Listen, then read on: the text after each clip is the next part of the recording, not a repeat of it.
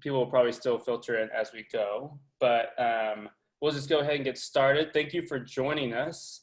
My name is Josh Chamberlain, if you don't know me. I'm the area director of the Pasadena Private Schools, and we're really excited that you guys are joining us for the second part of our parent series as we, are living in a COVID world, and but we're really excited for you guys to join us over Zoom. And tonight, we have the privilege of listening to Dr. Pam King. She is the Associate Professor of the Applied Development Science for the Thrive Center for Human Development, and she's been there at Fuller since 2014. And so she's gonna be talking about thriving tonight, and even more, she has 3 kids. Aiden, who is a senior now, gonna be a senior at Pasadena Poly. Reese, who's gonna be a freshman at Flint Ridge Prep. And then Jossie's gonna be entering the 7th grade. So even more than just her expertise in the education world, she has expertise as a parent. So we're really excited for you guys to listen to what she has to say and the conversations that we're gonna have with each other. And before that happens, we like to do some cool things in Young Life. And so Mark, you can take it away. Good evening, family. Thanks for joining us. Phil, you are thriving even more this evening. Phil, you're gonna have dessert sent to your home in moments while you learn how to thrive and help your beautiful daughter who just graduated and other family. How do we thrive during pandemic? So Phil, thanks for joining us again, brother. And we're gonna send you that dessert. Let's get started without further ado. Pam, we're so thankful and excited to hear all you have to share tonight. Well, gosh, I am sure grateful to be here and join you all. And it's an honor. Thank you for taking the time and inviting me. I'm really grateful. And I definitely I'm thrilled to be able to speak into a group that has a big impact on my children. And I just think it's an extraordinary organization. Super grateful for all the leadership, staff, committee folks, Joneses, Pig Trees, all that you guys have done. So I'm so very grateful. And I have a colleague here, 2 colleagues from Fuller, Bianca and Dr. Argue, who I can't see, which feels kind of strange. So there he is. Hello, hello. Yeah, so a few of you heard I'm in Maine, so it's a little late here. It's about 10:37. So just for context, not as an excuse, but really looking forward to tonight. I'm the faculty of Fuller. I'm actually an ordained Presbyterian minister, and my PhD is in psychology, and I'm really interested in understanding what it means to thrive, both from a theological and biblical perspective and also psychologically. And so I'm really interested in what goes right with people, where psychologists are usually treating what goes wrong or what's gone wrong with people. So my work is really oriented towards looking at youth as resources to be developed rather than problems to be solved. That's kind of a mantra in my field of positive youth development. And I studied joy. I got to give a talk with Dr. Argue. We just had a chapter come out with Steve on joy. And these things are all well and good. And then this thing called COVID came along, which is very serious. And then I got invited to speak to a group of parents who learned 3 or 4 days ago, their kids will be home again this fall. So the topic of thriving or positive youth development, I'm taking from an extremely sober and serious perspective. So thriving is a great word. There's a lot of buzz around words like thriving and flourishing. Kaiser Permanente has put it on many billboards and buses, but it's something I think at this point in time that we really need to think prudently and significantly about. So I'm going to actually share my screen. I've put together a PowerPoint presentation, and I shared with the committee. I was experimenting with a new, you know what, sorry, I might need to, I'm a little of a novice on this. So I go share screen, and then here, and then one of my greatest fears in life is when people can see how horrific, how many files I've opened on my laptop. So I think we avoided that, I hope. So So thriving is a really complicated and I think actually really inspiring topic. But tonight I want to focus on one aspect of thriving, and that is a concept of living with purpose. And I want to unpack that. I also want to say, I am so happy to be interrupted. So if anybody has questions along the way, wave a hand. Bianca I can't see all of you, will let you know. Okay. So my first question is, wow, or whoa, how does one thrive in the midst of all the pandemics, global racism, so much disruption? As adults, our lives have been deeply interrupted, and the youth either we serve or we parent have also been extremely disruptive, and that can be really hard to cope with. Before I go any farther, I just want to pause. And I want to invite you to each think about, in your own life, a moment or a season in which you felt that you thrived. So before I get technically into unpacking this, I just want you to think about, when was a moment in your life that you were thriving? I've talked to some parents and they thought maybe the first week of COVID was awesome because their kids were home all the time. And then maybe the second week, they weren't sure if they were thriving so much. But I'd love to have you guys, anyone I want to throw out, just something that might have described what that was like. What did it mean to thrive for you? And there's no right or wrong answer. You can unmute and just say it. Pam, I'll say, you actually beat me to the punch. I was going to say first, sorry. Hi, Quincy. I was going to say the first 2 weeks of COVID, both as a parent and also in my work. I was like, all right, here we go. We're going to get it done. And it's been downhill since. I hear you. Thanks for that honesty. Anyone else? What were some thriving moments or seasons? I mean, this could be like, good humor truck land in childhood.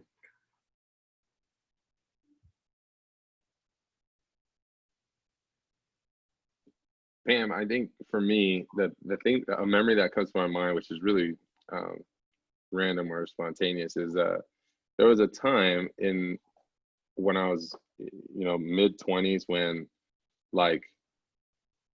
not much, pretty serious responsibility, but I was on a really regimented, 8 meals a day, every 2 hour type deal, 2 workouts a day. Wow. And it was like I was just functioning at just limitless pill. I don't know why that comes to my mind. That's not what physically is not necessarily thriving to me, but that comes to my mind.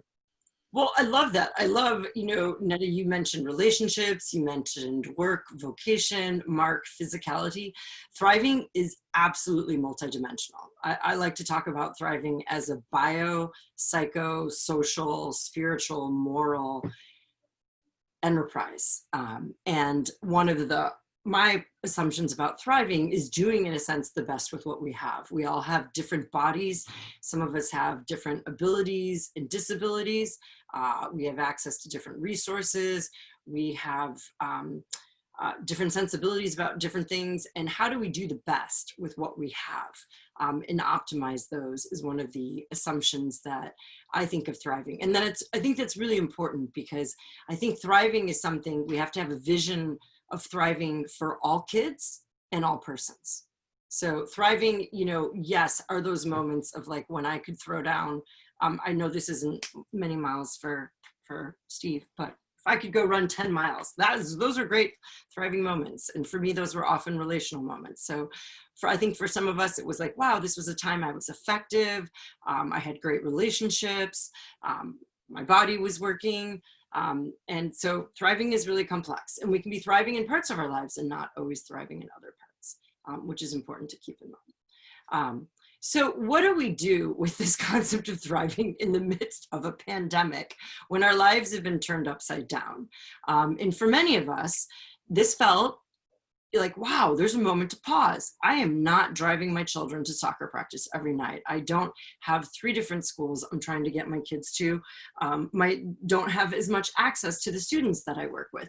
In many ways, I started to think about this as the great reset, as an opportunity to pause, reboot, and rethink how I was approaching life and what it meant to thrive and how I was going to do that.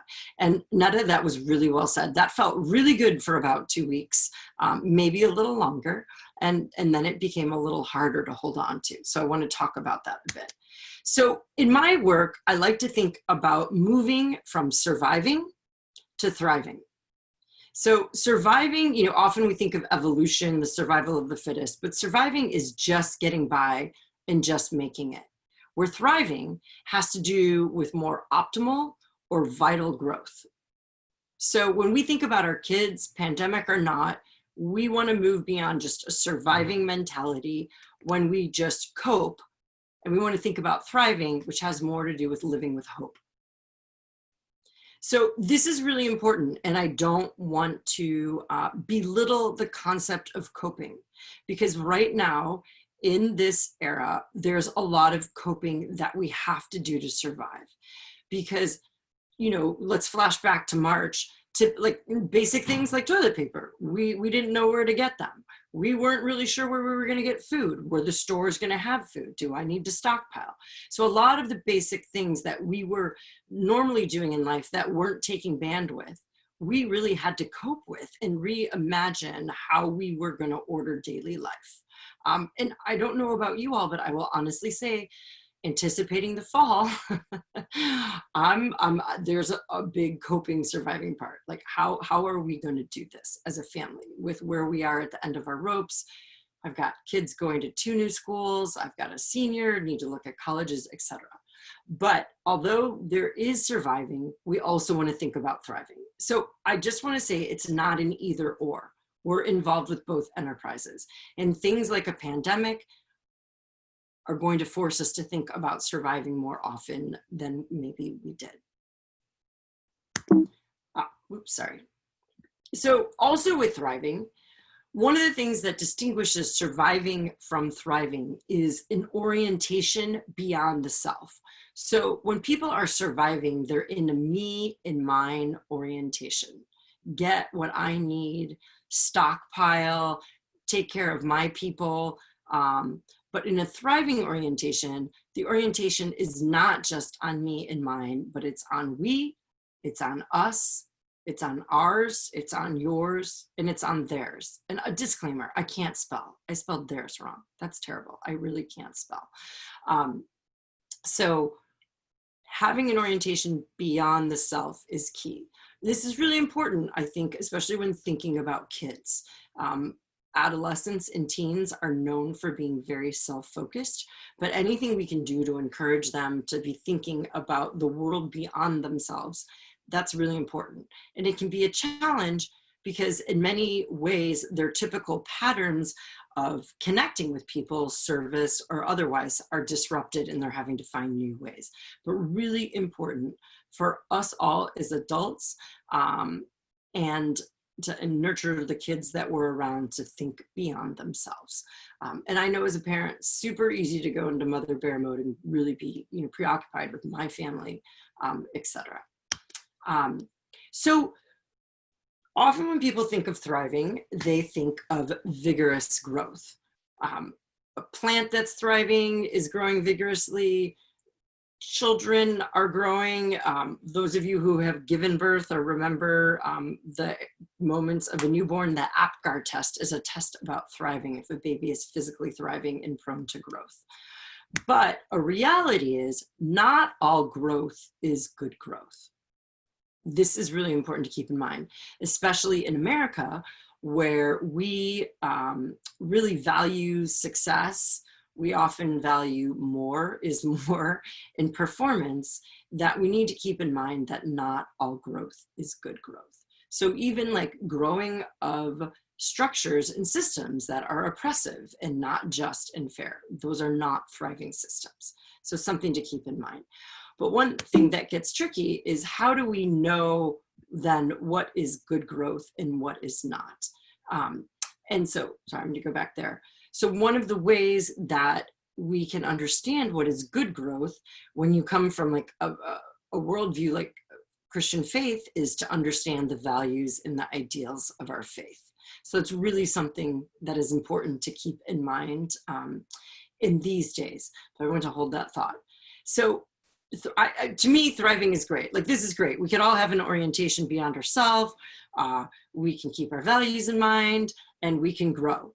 But then how do we do that in this season where we are face to face with constant disruption and disappointment? In a conversation with one of my sons the other day, I'm like, well, you should do this. He's like, what does it matter? Every SAT, everything gets canceled. Soccer season, it just, the list continues. And I don't know about you, but for myself, even as an adult who sometimes can be level-headed, I feel like every week since March has been an adjustment. There's either been hopeful news that got me excited, restaurants opening, stores opening, potentially school, and then disappointing news or surges, etc. And so maintaining a positive attitude and a hopeful attitude and orientation beyond the self in the midst of constant disappointment is a challenge, and even more challenging for our kids than it is for us. So I offer a really practical way of thinking about the direction towards which we want to grow is towards our purpose. In the last decade, there's been a really rich amount of research within psychology that has focused on purpose. And the way purpose, especially youth purpose, is defined as having an enduring and actionable goal. So actually something you're focused that you can do that's meaningful to yourself and in a sense is noble. It makes a contribution beyond yourself. So just, making cash is maybe not understood as a purpose, but doing so perhaps in a way that is developing a passion or pursuing something one loves, and is also maybe earning cash for a better purpose for your family, for a relative, for someone less fortunate, that can become a purpose. But we have found that young people actually, and adults who have an identifiable purpose, have much higher life satisfaction rates. They have more optimism. This is really interesting. They are drawn to richer social networks, to people who are helpful in pursuing their purpose and are encouraging and affirming. So lots of good things go with purpose. So another way of thinking about purpose is pursuing something that one is passionate about, that makes a contribution and is aligned with one's values, and actually acting on it. So think of one of your kids, someone in young life, or that you're working with. I'm curious if you might identify one that seems to have more salient or a stronger sense of purpose than others, like actually has something they're pretty activated about. And just let's think pre-COVID for a moment, because COVID puts an interesting twist on all this. Anybody come to mind for any of you?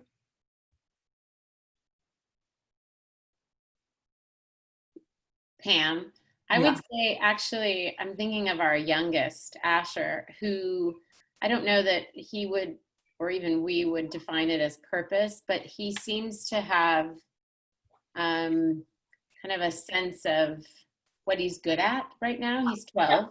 Yeah, that's and, awesome. I see him being more resilient right now than the other two. Wow.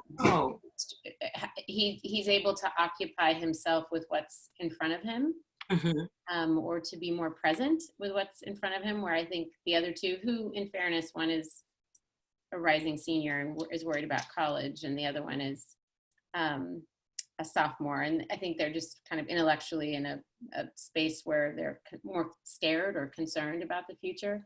But in any case, I think Asher and his love of many things seems to make him more resilient right now. That's awesome. So I hear you. Oh, go ahead. Trisha, were you going to say something? Yeah, hold on, my internet. So I have kind of two clear examples in my house. My daughter is super driven and passionate, both about her spirituality and as well her, she does Kung Fu. and it drives her and it keeps her going. Never looks back. And it's she teaches online now, and it really just keeps her going. And then my youngest is a little more, I'll try this. No, I'll try this. No, I'll try this. And he's 15. He's not so young. So it's just two different, and I can see that she is much more clear and much more just consistent in her life because she has those purposes. And he's still finding his purpose because his purposes got shut down, really, playing sports and stuff. So that's my examples. That's great. That's super helpful. I love that you guys are mentioning both clarity of what one loves, and also, Netta, I think the example of Asher, of being younger and perhaps less mindful of some of the losses and some of the challenges out there. That's also helpful. So that's, when you're thinking about a kiddo, you got to think about like their age, their perspective. What are they taking in? What are they aware of? How are they making sense of all this? So those are great examples. And the reality of a young person who may go from one thing to the next, that might be part of their disposition, and it might be harder for them to focus on something. But how to be kind of all in on something at some point in time is really helpful. So one of the ways I love to help people think about purpose is to think about, I don't know if you can see my arrow, but purpose being at this intersection of oneself, of what one's greatest desires, skills, passions, interests are, and where that makes a contribution to others, and where they connect with others who are meaningful to them, whether that be humans or God, and how it's aligned with their beliefs and ideals and values. As Christians, we often talk about becoming conformed to Christ and becoming more Christ-like. And so I think as we pursue a purpose, who we are, as we contribute to others, we want to become more like Christ. So if the purpose becomes so aggro and intense and so performance-oriented that it makes us disregard relationships or keeps us out of alignment with our faith and our values, then that's something to really check. But these are three areas and domains that I think are really helpful for thinking about our own sense of purpose, and also as we're encouraging our kids to find purpose. So we can encourage them in just becoming more like Jesus. Like, that's a great part of your purpose, like more humility, more kindness, more generosity, compassion. That may not be in some performance of a skill or an accomplishment, or number of volunteer hours, but it can be their character is part of their purpose. And that's really important to keep in mind, especially in a culture that's going to emphasize performance. Pam, quick question before you change that. Yeah.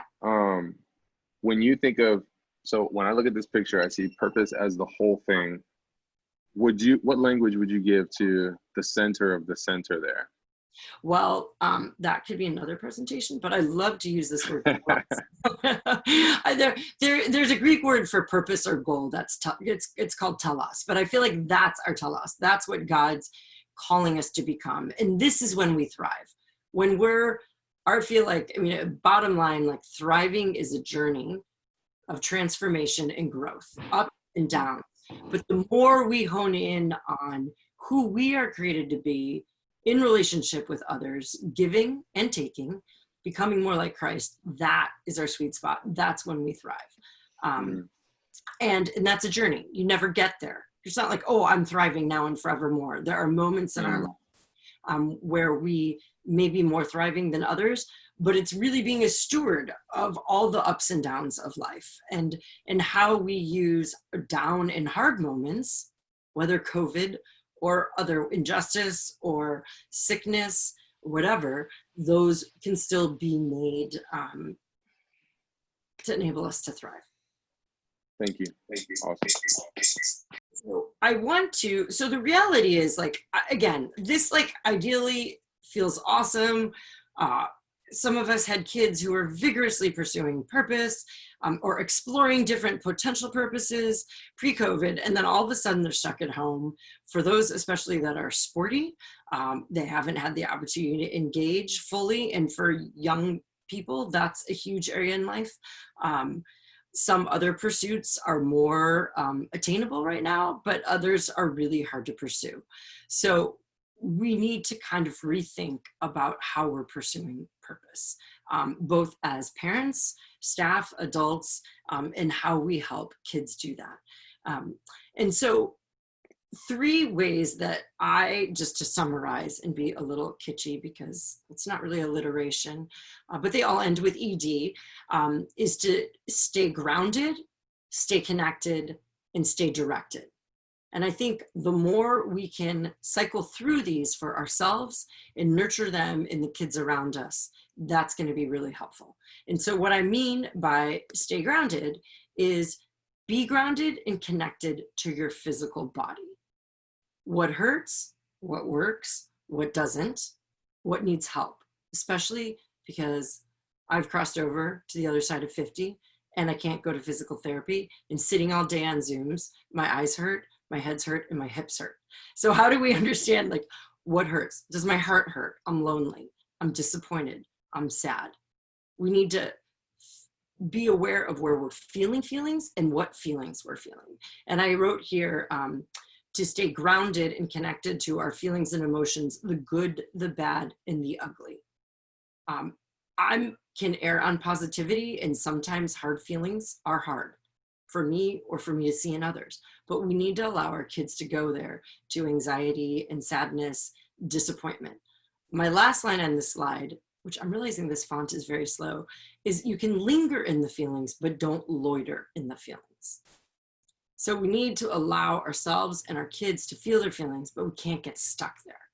And if kids are, which some are, getting stuck in anxiety and depression, we need to get help. So one of the ways that, before we need like clinical therapeutic help, is is relationships, and that'll be the next slide, and stay connected.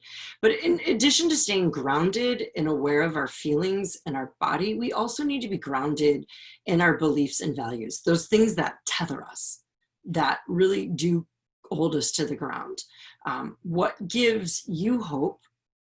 What gives your kids hope? They're in a big season of questioning in their life, and as adolescents, that's really typical and normal. But in this moment is really providing them an opportunity to reevaluate and rethink what gives them hope, what brings joy, what gives them strength. I think it's very important to take quiet moments to pray, meditate, breathe, whatever those exercises or practices you have. Exercise, literally physically, mindfulness, reflection, journaling are really important these days. They will serve, research shows they will really serve to help ground you and regulate you, which your being regulated is a great asset to your kids, actually. But to encourage them, whether it's using, Headspace or Calm, or the Healthy Minds app is one of my favorite apps, and I can say more about that later. But the second thing is to stay connected. So we need to stay connected to our faith and to God. And I just want to normalize for you that it's very typical to have different reactions to God right now. Some people will cling and hold on and find hope and sanctuary and strength. And some are angry and despondent and are asking a lot of questions why. But be present with your kids in those ways.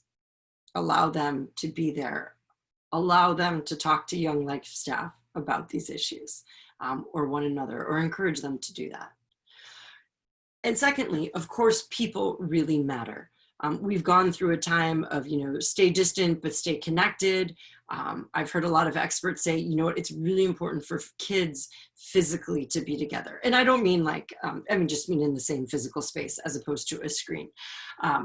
But that, in cases I've heard people say, the physical health is worth risking for the mental health for some children. So that's something to really think about as parents, is what kind of social contact beyond a screen can you encourage going forward in your kids that's safe, Who do you have that pod that you are pretty aware of their health?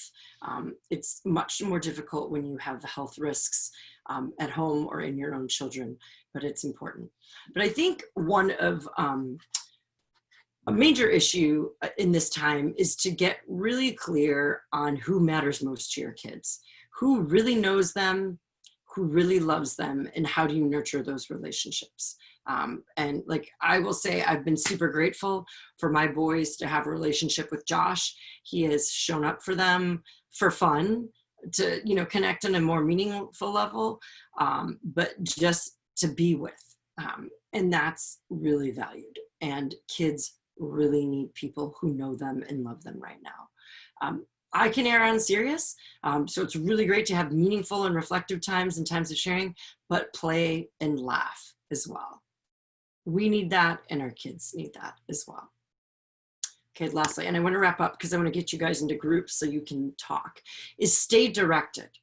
So we're grounded, we need to be connected, and we need to stay directed towards that purpose, towards those things that bring joy and that give us life.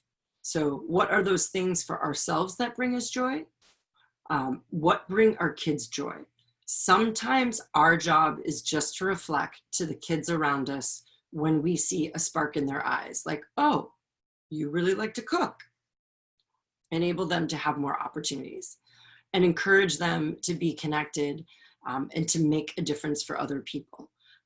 That is super easy for people to go into survival mode right now, but helping and encouraging our kids to do things for others that are not to their own benefit is really, really helpful for their whole well-being, and helping them live out their ideals and values in a time that's the ground beneath it. It feels like tectonic plates are shifting, but giving kids, reminding them of values and what they hold is most important is very important. So in summary, help them be grounded, help them be connected, help them be directed.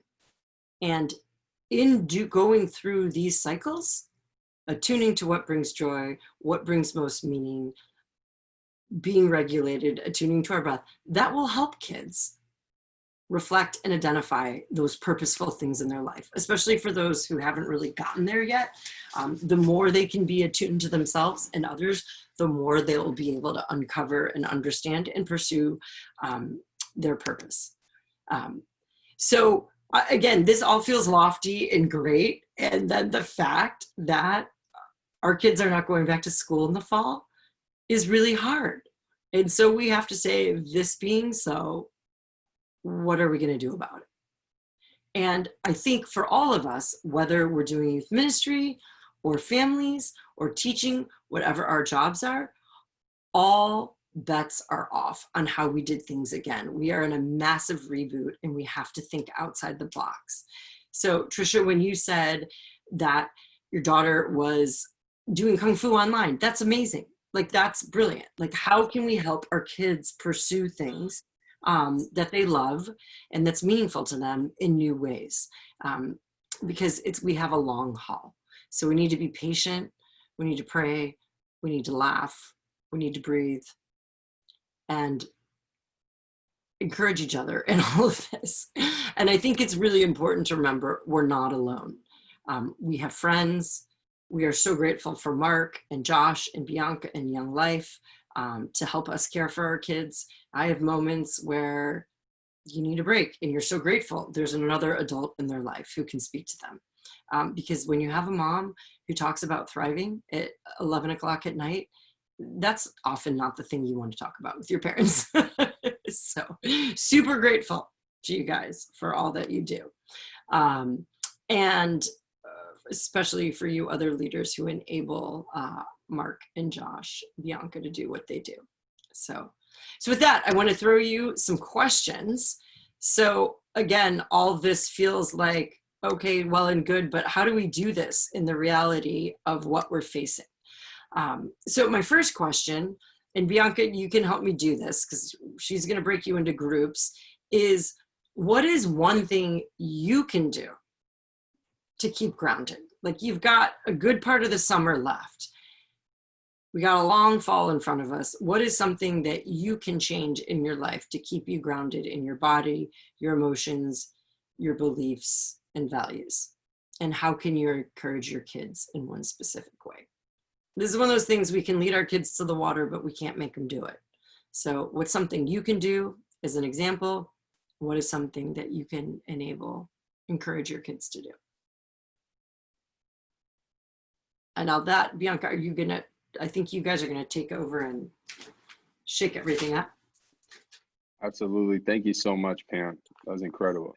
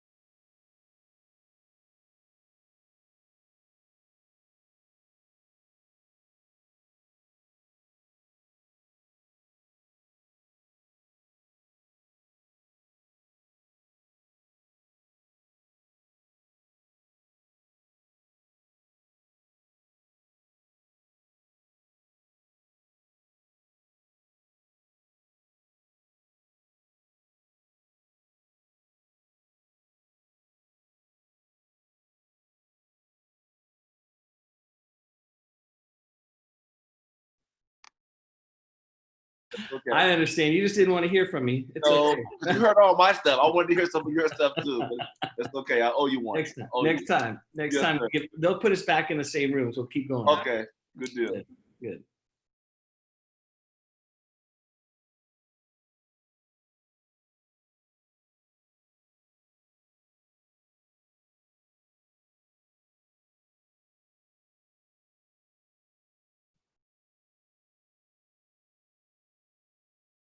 Hey, Phil.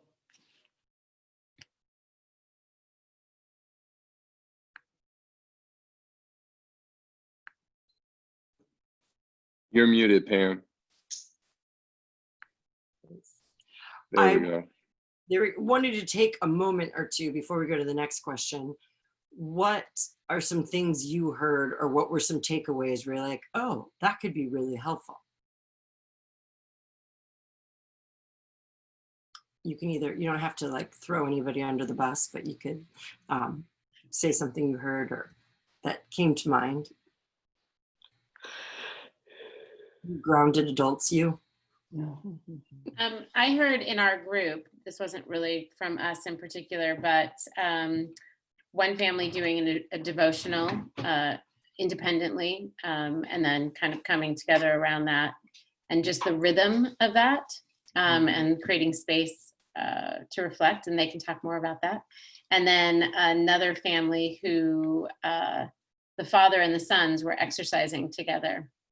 And so how that was creating space. And now the mom is saying, Roz actually, is saying, I want to do the same for myself. So I thought that was meaningful. Just the rhythm seemed to be an important piece. Mm-hmm. Mm-hmm.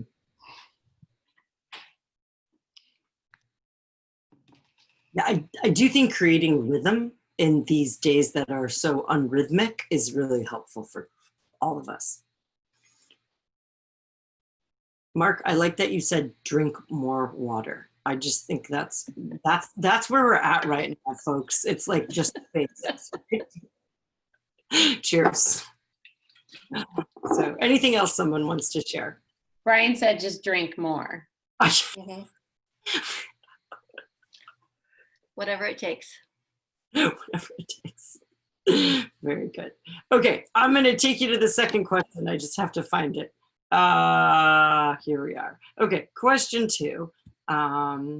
Share screen. This is shocker. Since we talked about being grounded, now we're going to talk about being connected. What is one thing that you need to change to keep connected to those that are most meaningful to you? What do you need to stop doing, and what do you need to do? How do you, Maria Kondo, do your social tidiness?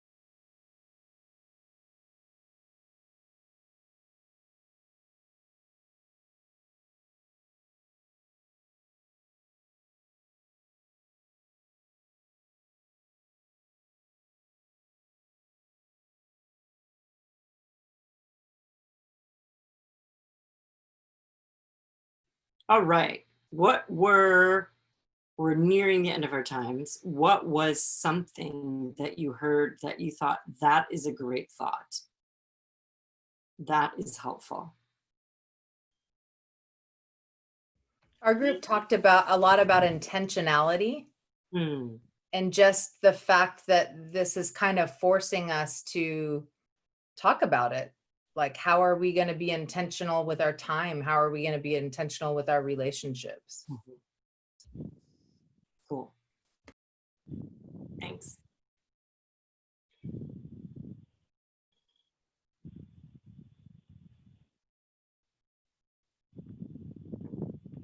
Anyone else? How do you unmute You it? can, it's unmuted. Okay, I'm unmuted? Yeah. Okay, hello. So I think for us in our group, just understanding the value of time and appreciating those around you, kind of along the lines of what she said, being intentional and just not rushing to the next thing. I know at times it can be frustrating with, everything that's going on and the uncertainty of time and change. But now I think this has given us an opportunity to all step back, recenter our thoughts, get back in line with what's important, and then keep our family and the Lord at the center of our attention, just to make sure that once this is all over with, we've been rejuvenated and revised our thoughts to move on to the next thing, but be consistent now that we understand what it feels like to be separated, what it feels like to just to be around your family, which that's the essence of everything, right? Kind of like this environment, this is family. So I think it's just really important to take a step back, slow it down a notch, and then get your thoughts together and then proceed with what's really important in life. Well, really well said. Thank you.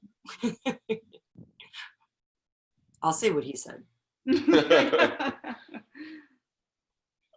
Awesome. Okay, we're close to the end. So I'm going to flip to the next question and the last question. Let's see.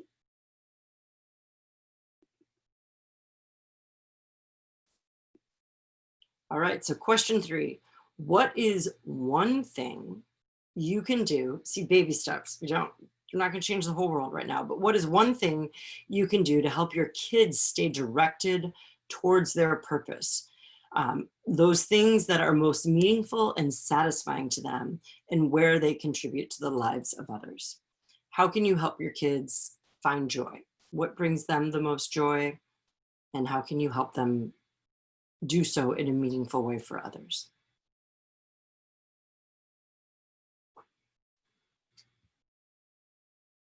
See you in a moment.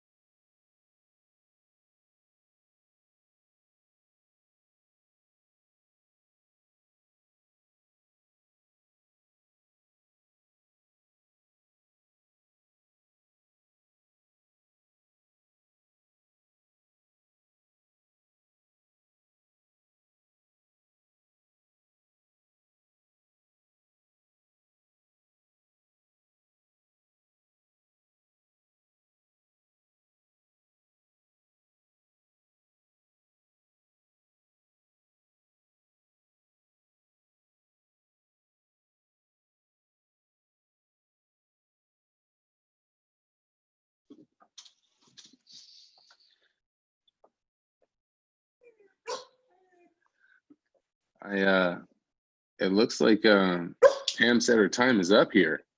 Um, um, Pam has been excellent. We will send you the video recording of this talk so that you can do your in-home presentations, social distance with your family members and closest friends with a drink, like Brian's kind of drink, not my kind of drink.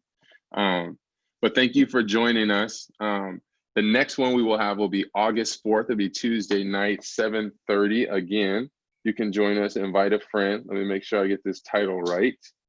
From Dr. Kara Powell. It will be Faith in an Anxious World. And she's been doing a lot of study about anxiety and depression, mental health, and how that has been a big, we've seen a huge uptick with teenagers, even human beings dealing with COVID.